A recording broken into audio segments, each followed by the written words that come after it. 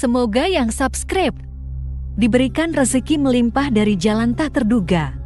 Dan yang like komen, dimudahkan jalannya menuju surga di hari akhir nanti. Sesungguhnya Fir'aun telah berbuat sewenang-wenang di muka bumi dan menjadikan penduduknya berpecah belah. Dia bertindak semena-mena, lalim, melampaui batas, lebih mementingkan kehidupan dunia dan berpaling dari ketaatan Rob yang Maha Tinggi.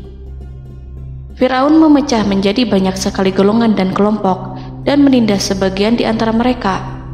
Fir'aun menindas Bani Israel yang berasal dari keturunan Nabi Yakub.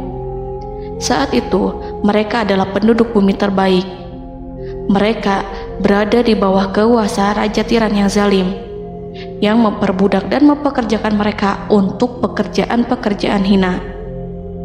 Ada banyak faktor yang melatar belakangi perbuatan raja tersebut. Selain karena kebencian, ada juga faktor ramalan yang beredar pada saat itu. Bani Israel mengalami siksaan dan penyiksaan yang tak terkira. Nabi Musa diutus oleh Allah Subhanahu wa Ta'ala untuk membebaskan Bani Israel, dan telah berulang kali memperingatkan Fir'aun agar membebaskan kaumnya.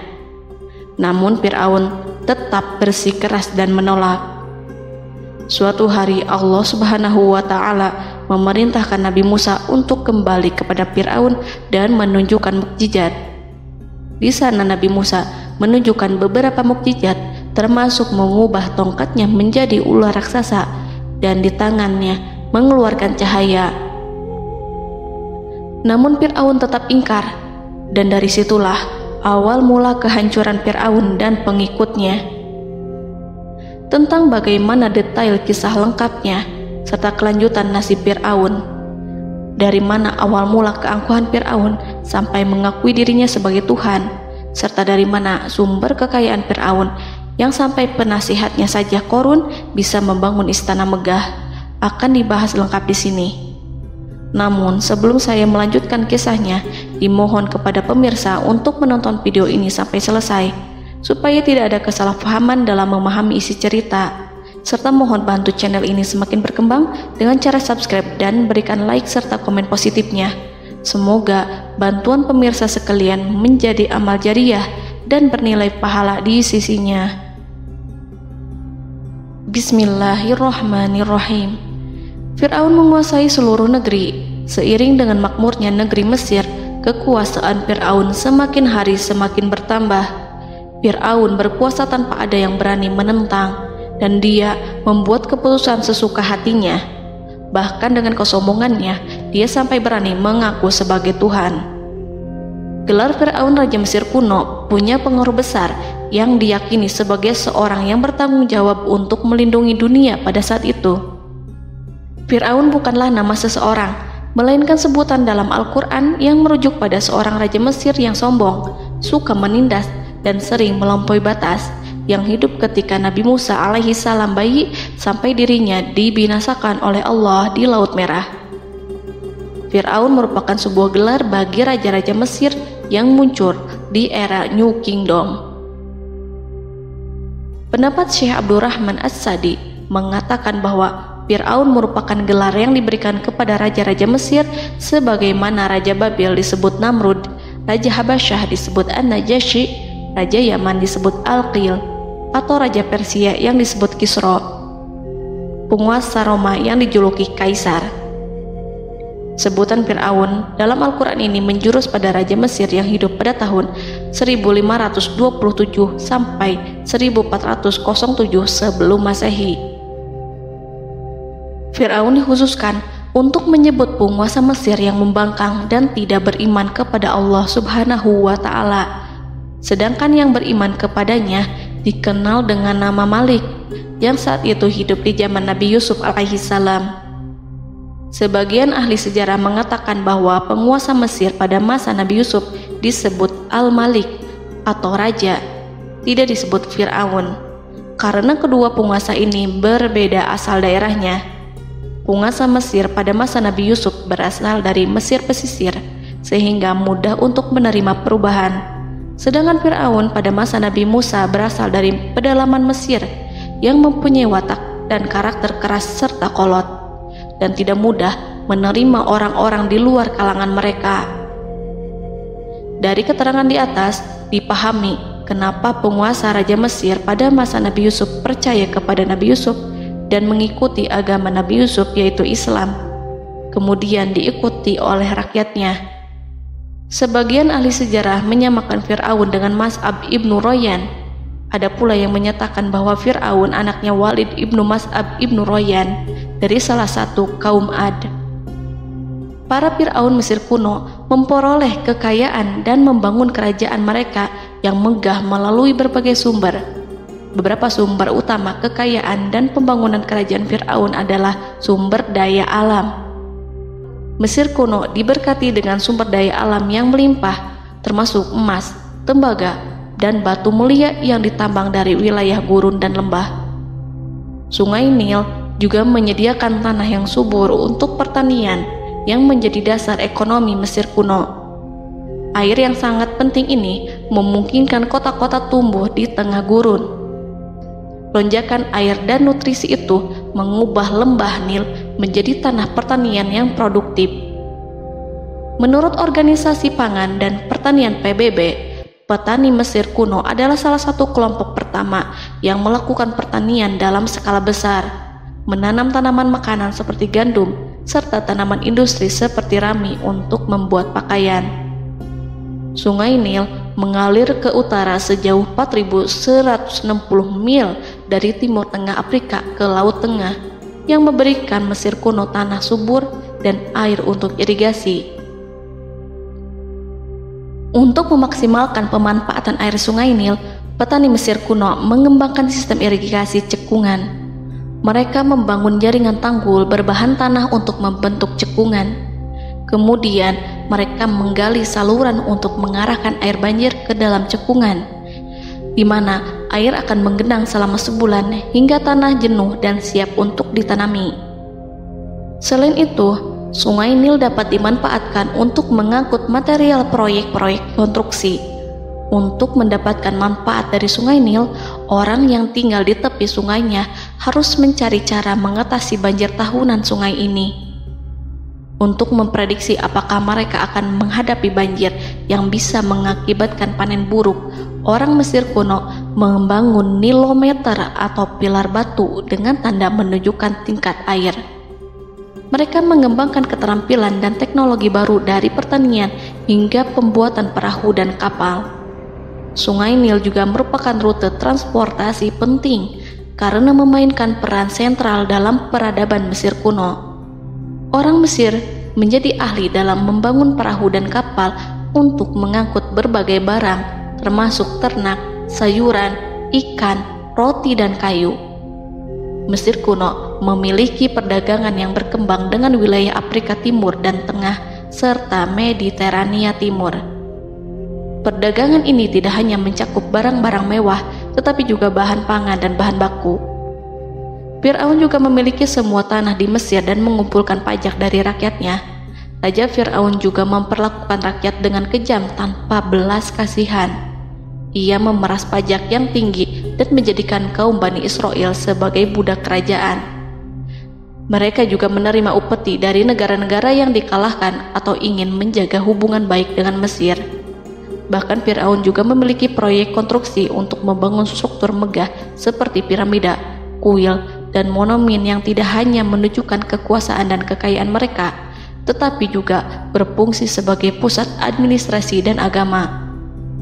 Proyek-proyek ini seringkali menggunakan tenaga kerja dari rakyat yang bekerja selama musim banjir. Kekayaan dan kerajaan megah Fir'aun merupakan hasil dari pengelolaan sumber daya yang efisien, eksploitasi sumber daya alam, dan kebijakan ekonomi yang cerdas. Ini semua mencerminkan kemajuan teknologi, organisasi sosial, dan kekuatan politik Mesir kuno.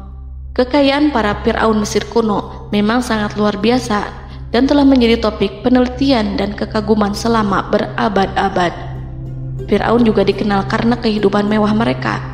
Sebagai penguasa Mesir kuno, Fir'aun hidup dengan kekayaan dan kemewahan yang hampir tak terbayangkan, yang mencerminkan kekuasaan dan status mereka.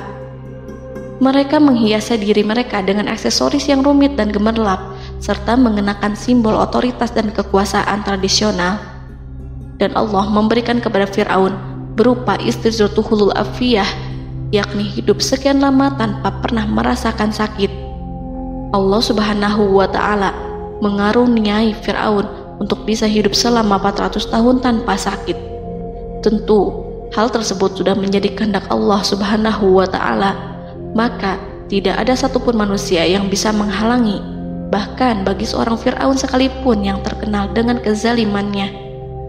Namun dengan karunia-Nya yang diberikan Allah tersebut bukannya menjadikan Fir'aun sebagai manusia yang bersyukur, tetapi malah membangkitkan kesombongan dan kesesataannya.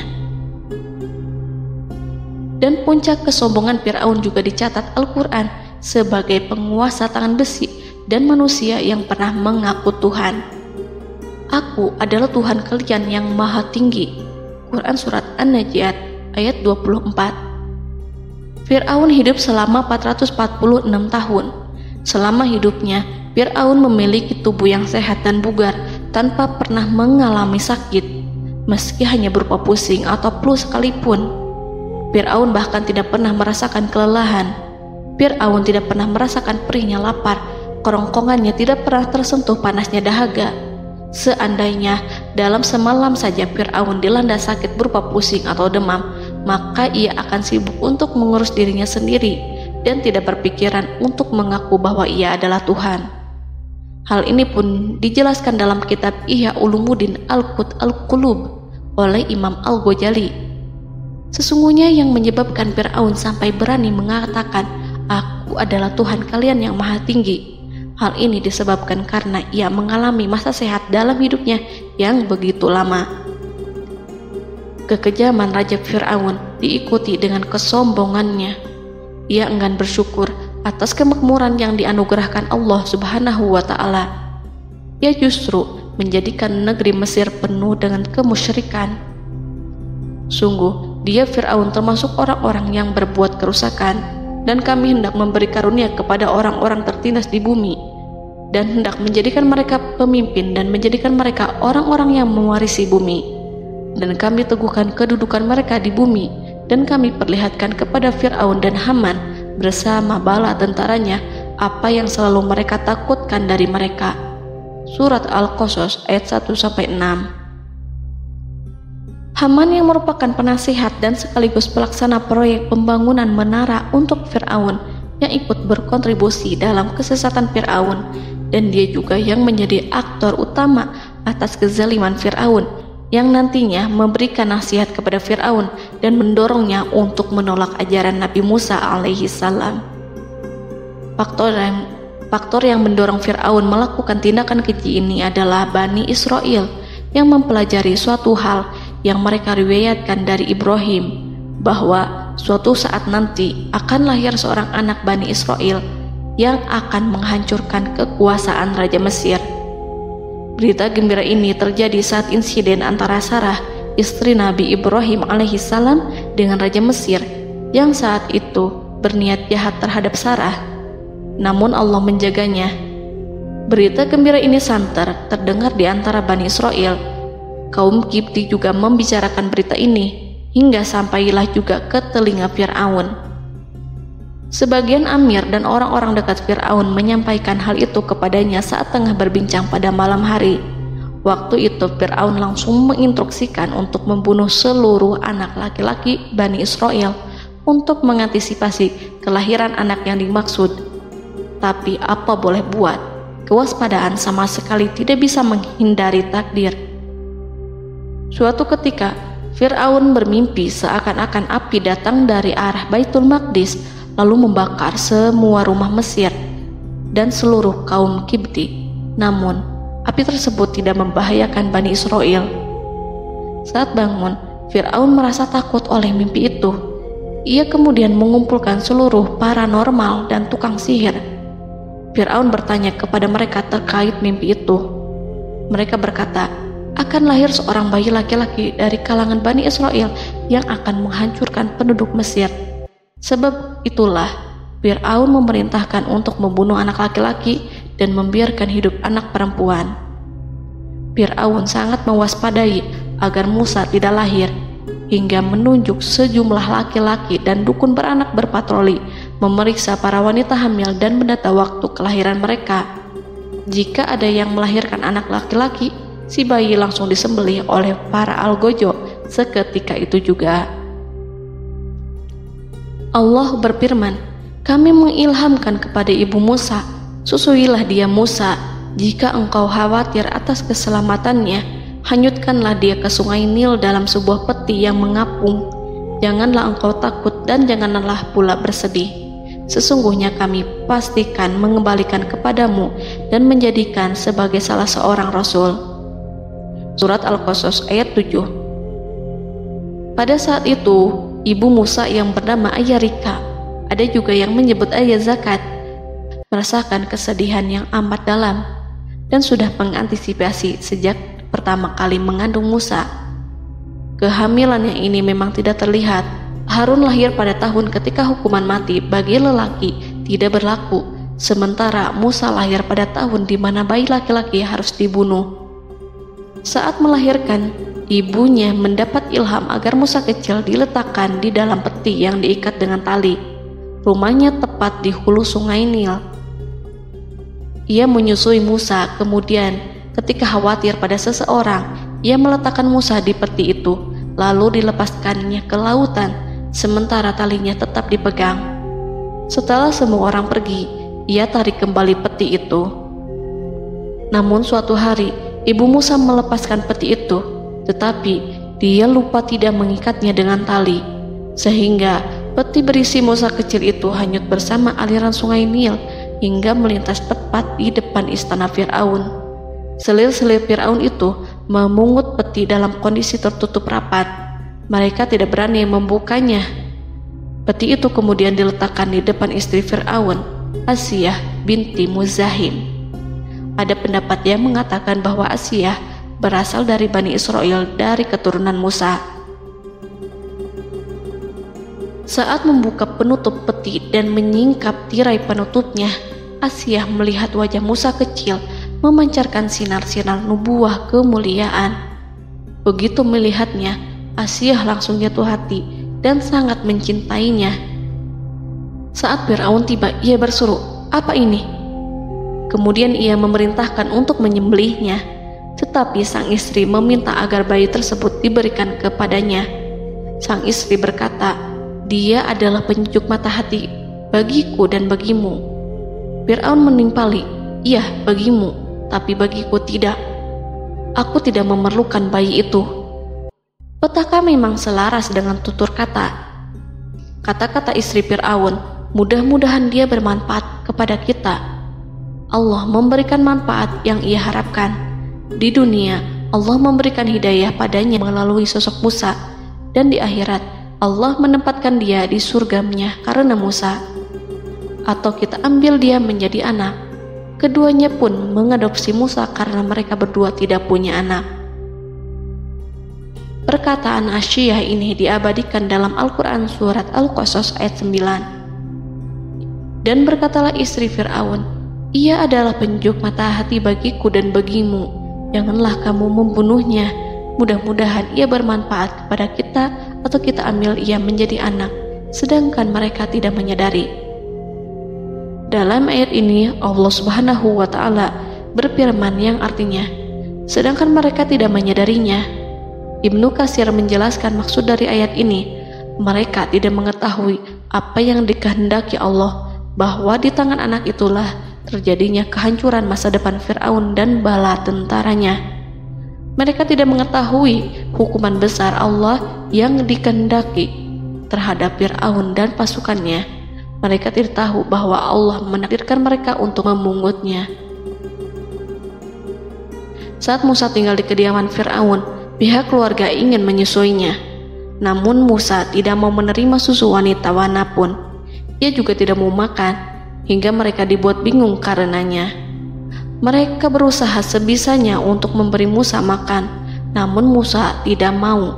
Seperti yang Allah sampaikan dalam surat Al-Qasas ayat 12.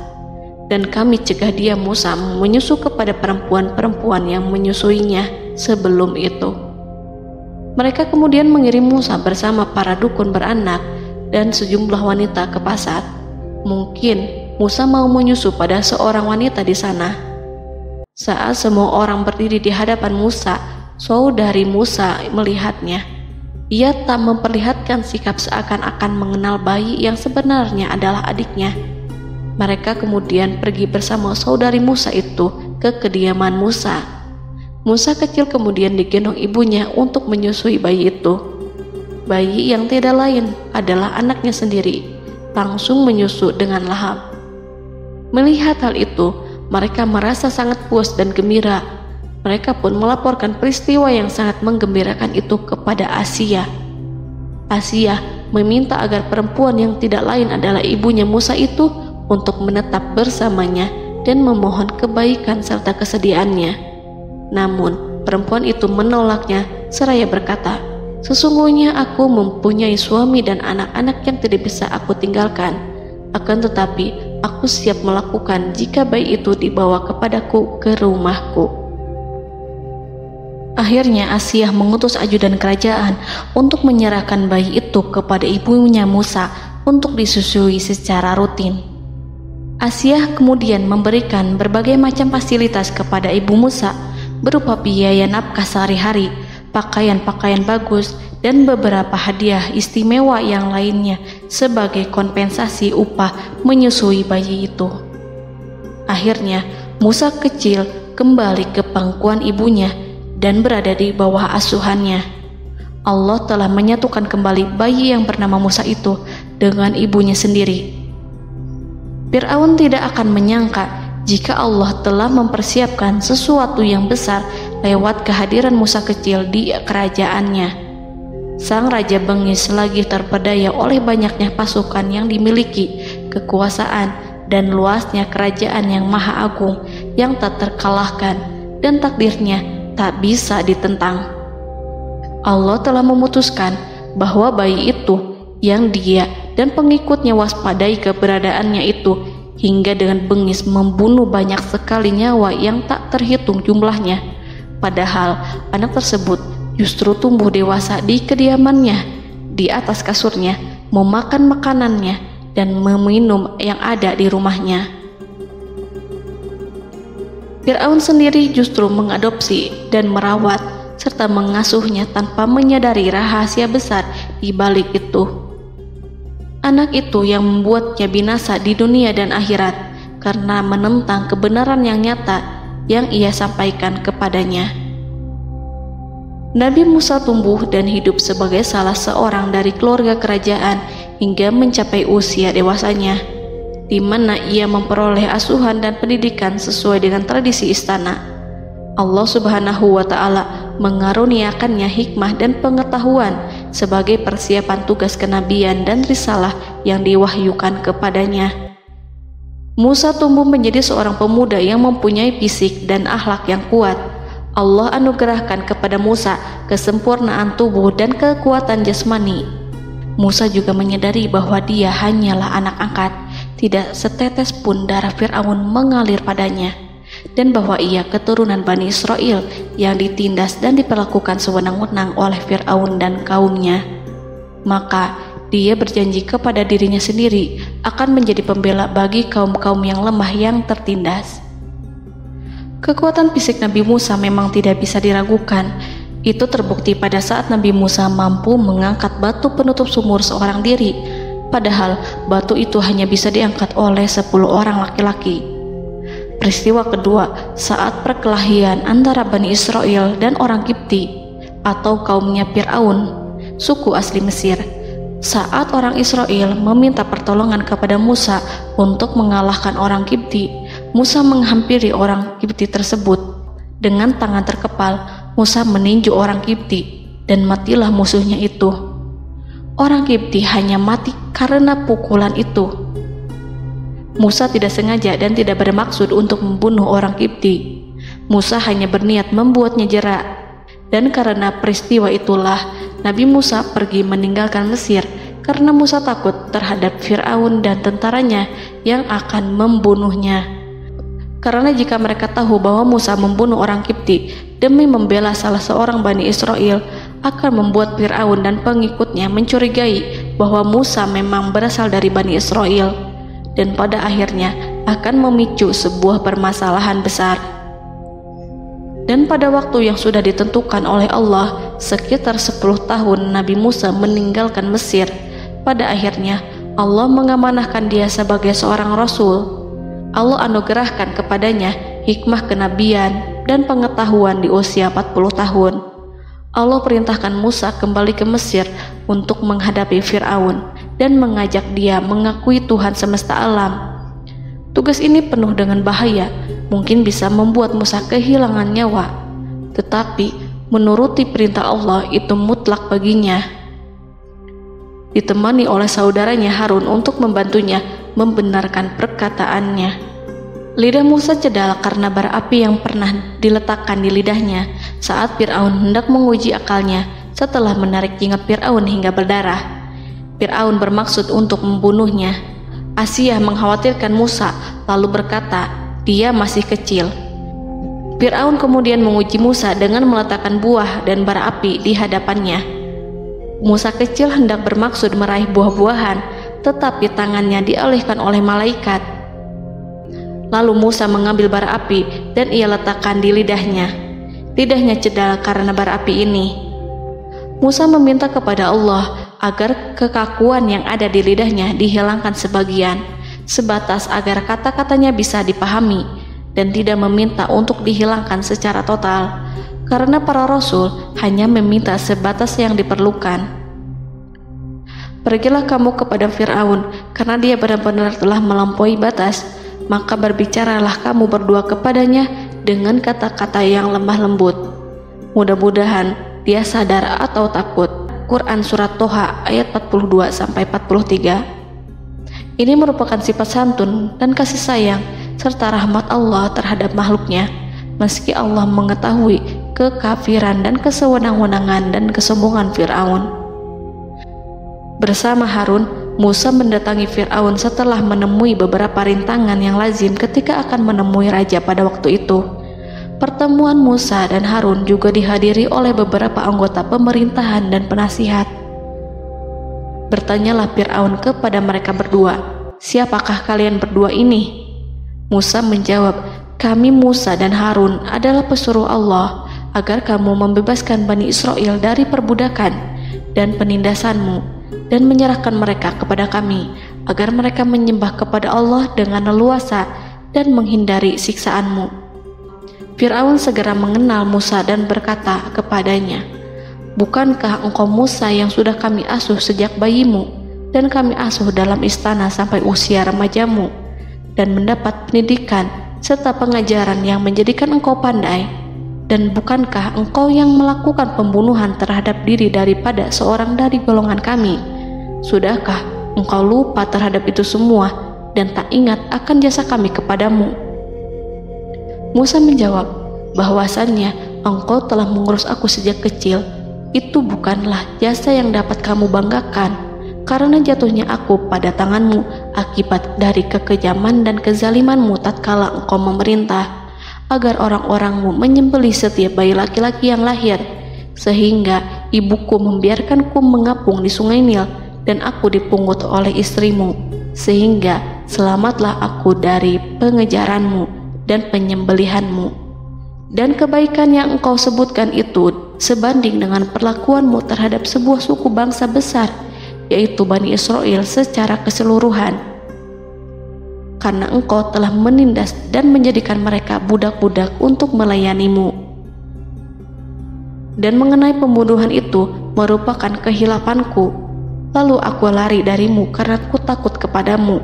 Namun peristiwa itu merupakan rahmat dan hikmah yang terselubung bagiku, sebab dalam perantauanku setelah aku melarikan diri dari negerimu ini, Allah Subhanahu wa Ta'ala mengaruniakanku dengan hikmah ilmu dan mengutus aku sebagai Rasul. Maka dalam rangka tugasku sebagai Rasul, datanglah aku kepadamu atas perintah Allah untuk mengajak engkau dan kaummu untuk menyembah Allah dan meninggalkan kezaliman serta penindasanmu terhadap Bani Israel yang kau pekerjakan dan perbudak mereka untuk melakukan pekerjaan dan melayanimu. Fir'aun bertanya, siapakah Tuhan yang engkau sebut-sebut itu, hai Musa? Adakah Tuhan di atas bumi ini selain aku yang patut disembah dan dipuja? Musa menjawab, iya, yaitu Tuhanmu dan Tuhan nenek moyangmu serta Tuhan alam semesta. Fir'aun bertanya, siapakah Tuhan alam semesta itu? Musa menjawab, ialah Tuhan langit dan bumi dan segala yang ada di langit dan di bumi. Berkatalah Fir'aun kepada para penasehatnya dan para pembesarnya, sesungguhnya Rasul yang diutus kepada kamu ini adalah seorang yang gila. Kemudian ia balik bertanya kepada Harun dan Musa, siapakah Tuhan kamu berdua? Akulah Tuhanmu yang paling tinggi. Surat An-Najiat ayat 23-24. Dan Fir'aun berkata, wahai para pembesar kaumku, aku tidak mengetahui ada Tuhan bagimu selain aku. Quran Surat Al-Qasas ayat 38. Fir'aun menentang, padahal ia tahu bahwa ia adalah hamba yang diatur dan Allah lah yang menciptakan dan memberi bentuk rupa, dan mereka mengingkarinya karena kezaliman dan kesombongannya, padahal hati mereka meyakini kebenarannya. Maka perhatikanlah bagaimana kesudahan orang-orang yang berbuat kerusakan. Quran Surat An-Naml ayat 14. Fir'aun beralih memakai kekuasaan dan wibawa yang ia miliki. Fir'aun berkata, jika engkau menyembah Tuhan selain aku akan memasukkanmu ke dalam penjara. Musa berkata, apakah engkau akan melakukan itu sekalipun aku tunjukkan kepadamu suatu bukti yang nyata? Fir'aun menjawab, tunjukkanlah sesuatu yang nyata itu. Maka Musa melemparkan tongkatnya. Tiba-tiba tongkat itu menjadi ular besar, dan Musa mengeluarkan tangan dari dalam bajunya. Tiba-tiba tangan itu menjadi putih bercahaya. Saking ketakutannya hingga membuat Fir'aun terkena diare. Dalam sehari lebih dari 40 kali buang air. Namun Fir'aun sebagai raja yang mengaku Tuhan tentu tidak akan begitu saja menyerah kepada Musa, walaupun telah diperlihatkan 2 mukjizat. Bahkan Fir'aun berkata kepada kaumnya yang dikhawatirkan terpengaruh oleh mukjizat Musa, bahwa apa yang dilakukan Musa merupakan sihir, dan Musa Harun adalah ahli sihir yang datang dengan maksud menguasai Mesir.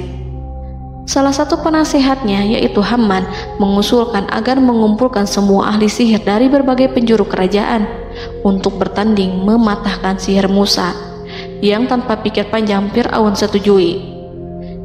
Fir'aun pun berkata kepada Musa, apa yang kau bawa ini adalah sihir. Kami akan melawanmu dengan sihir yang sama.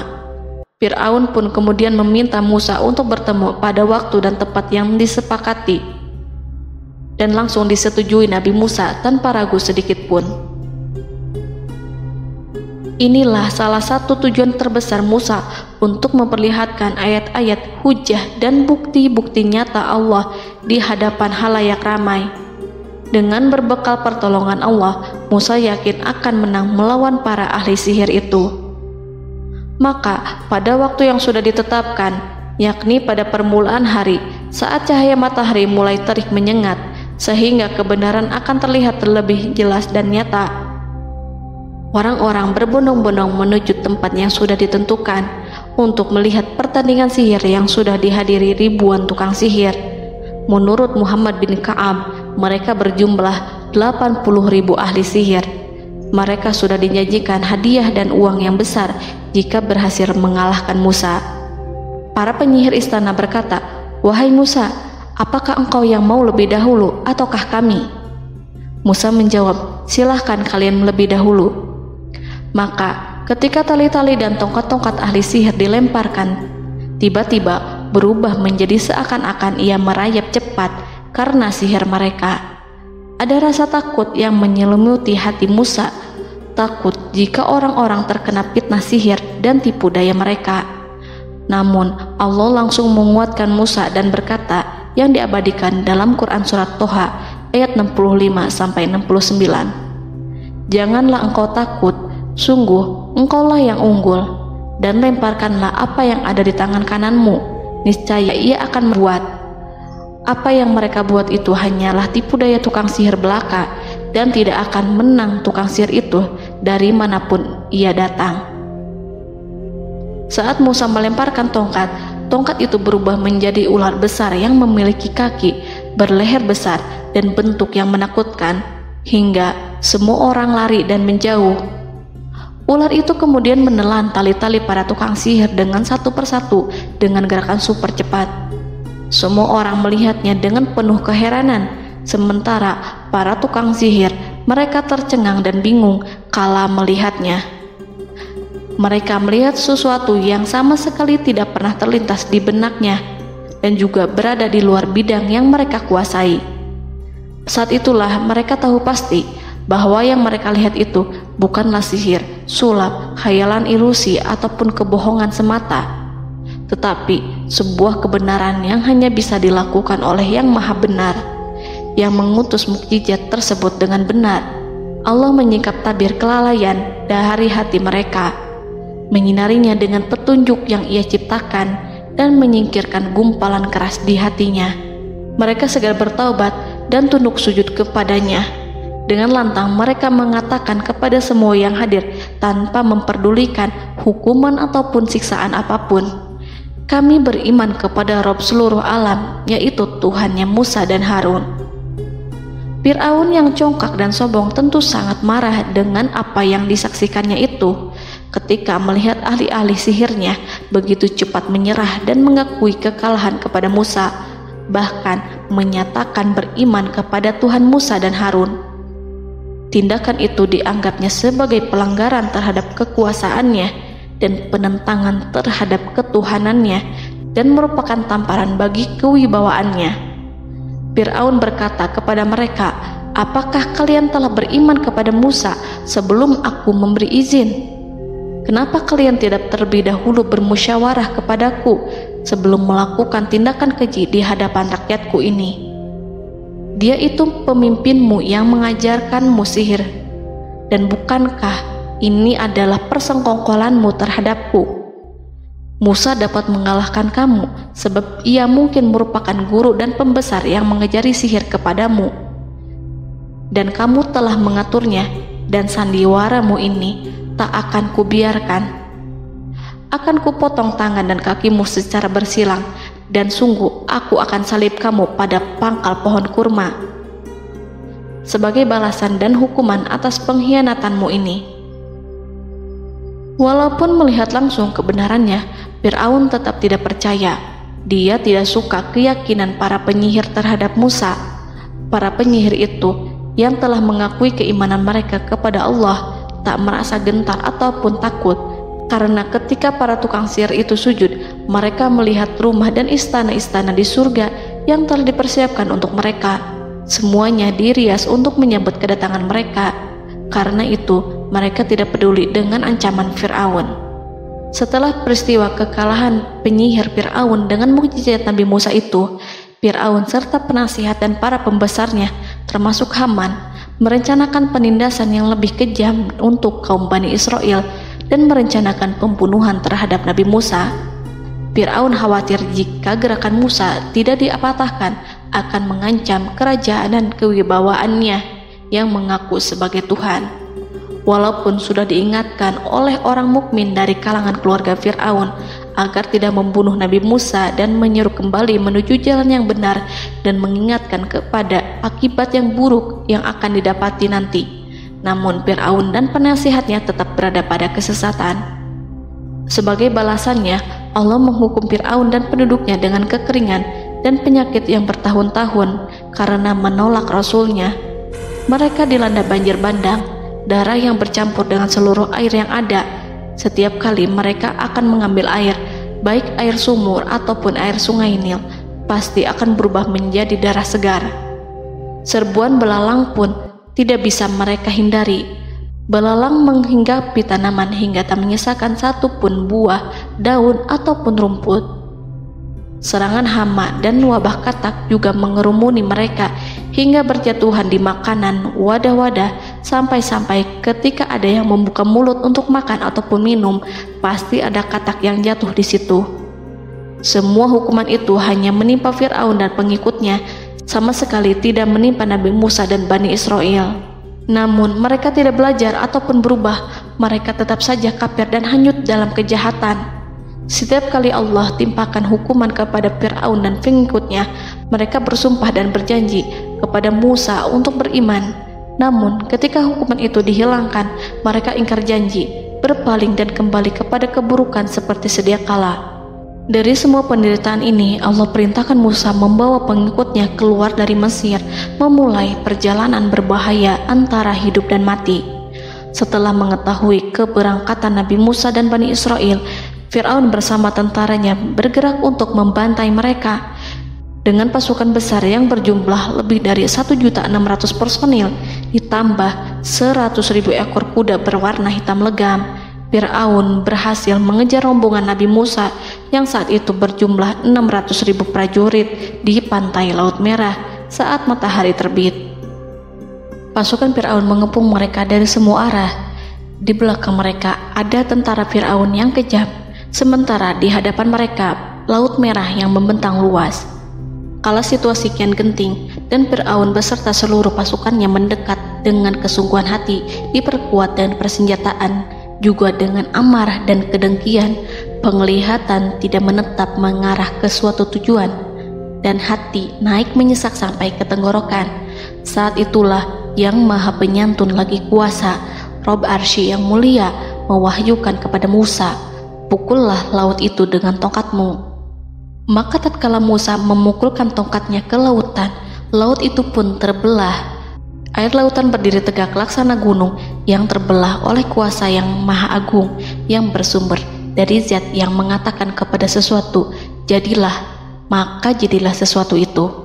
Allah memerintahkan angin barat untuk menyapu kerikil-kerikil hitam lautan, hingga dasar lautan berubah menjadi tanah yang kering, yang tidak melekat pada kaki-kaki kuda dan hewan. Allah memerintahkan Musa untuk melintas bersama kaumnya. Mereka segera turun melintas dengan senang. Mereka menyaksikan sebuah hal yang membuat mata tercengang dan memberikan petunjuk pada hati orang-orang yang mukmin. Setelah Musa bersama kaumnya melintas secara keseluruhan dan keluar dari lautan, saat itulah pasukan garis depan Fir'aun baru masuk. Saat itu Musa bermaksud memukulkan tongkat ke lautan agar kondisi laut kembali seperti sedia kala, agar Fir'aun dan pasukannya tidak bisa mengejar. Tapi Allah yang Maha Kuasa dan pemilik keluhuran memerintahkan agar lautan tetap dibiarkan seperti itu, seperti yang ia firmankan.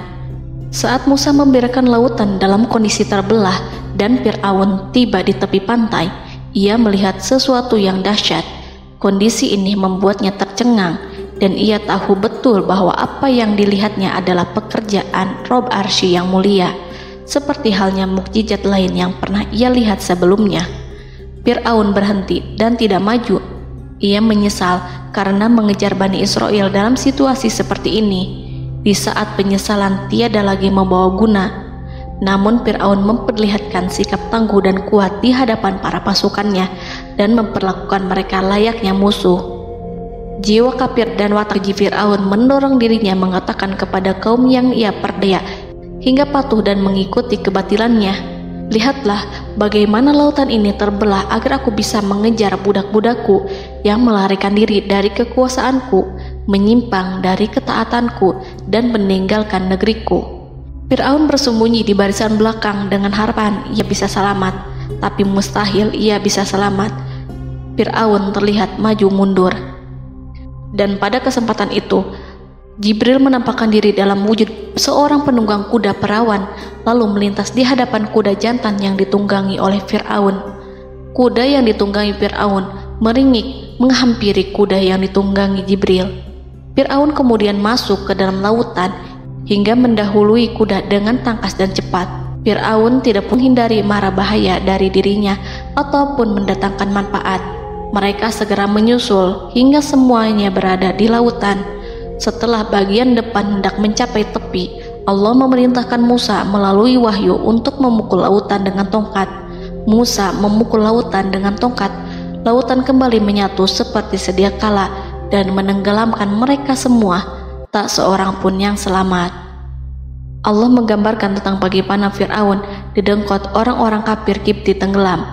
Gelombang besar sesekali turun dan sesekali naik membawa Fir'aun. Bani Israel melihatnya dan juga pasukannya, seperti apa siksa dan petaka besar yang Allah timpakan kepadanya dan juga pasukannya, agar Bani Israel senang dan lega. Saat Fir'aun menyaksikan kematian dan mulai sakarat, ia kembali kepada jalan kebenaran dan bertaubat, serta beriman pada saat keimanan tiada lagi membawa guna.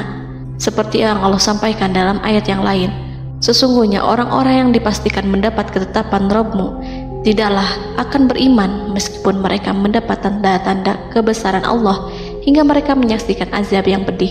Quran Surat Yunus ayat 96-97.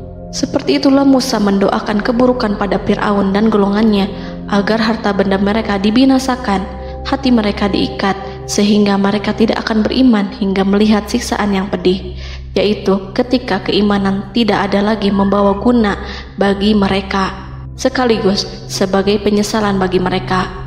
Allah berfirman kepada Musa dan Harun saat keduanya mengucapkan doa tersebut, sungguh telah diperkenankan permohonan kamu berdua. Quran Surat Yunus ayat 89. Siksaan yang ditimpakan kepada Fir'aun dan pasukannya ini merupakan jawaban atas doa Musa dan saudaranya Harun. Dalam hadis riwayat Imam Ahmad, Rasulullah Shallallahu Alaihi Wasallam bersabda, saat Fir'aun berkata, aku percaya bahwa tidak ada Tuhan melainkan Rabb yang dipercaya Bani Israel, Jibril berkata kepadaku, wahai Muhammad, andai kau melihatku saat mengambil pasir lautan, lalu aku sumpalkan ke mulutnya karena khawatir jika rahmat menghampirinya. Ibnu Abbas dan lainnya mengatakan, sebagian Bani Israel meragukan kematian Fir'aun, bahkan ada yang menyatakan bahwa Fir'aun tidak mati. Allah kemudian memerintahkan lautan untuk mengapungkan jasad Fir'aun. Menurut pendapat lain, Fir'aun terangkat ke permukaan air. Ibnu Abbas dan lainnya mengatakan, sebagian Bani Israel meragukan kematian Fir'aun, bahkan ada yang menyatakan bahwa Fir'aun tidak mati. Allah kemudian memerintahkan lautan untuk mengapungkan jasad Fir'aun. Maka pada hari ini kami selamatkan jasadmu, yaitu dengan mengenakan baju perang yang dengannya kau dikenali, agar engkau dapat menjadi pelajaran bagi orang-orang yang datang setelahmu, yaitu agar kau menjadi bukti bagi Bani Israel atas kekuasaan Allah yang membinasakan Fir'aun. Karena itu, sebagian salaf membaca, kemungkinan yang dimaksud adalah kami menyelamatkan jasadmu beserta baju perangmu agar kau menjadi pelajaran bagi orang-orang setelahmu dari kalangan Bani Israel, dan mereka tahu bahwa kau telah binasa. Wallahu a'lam.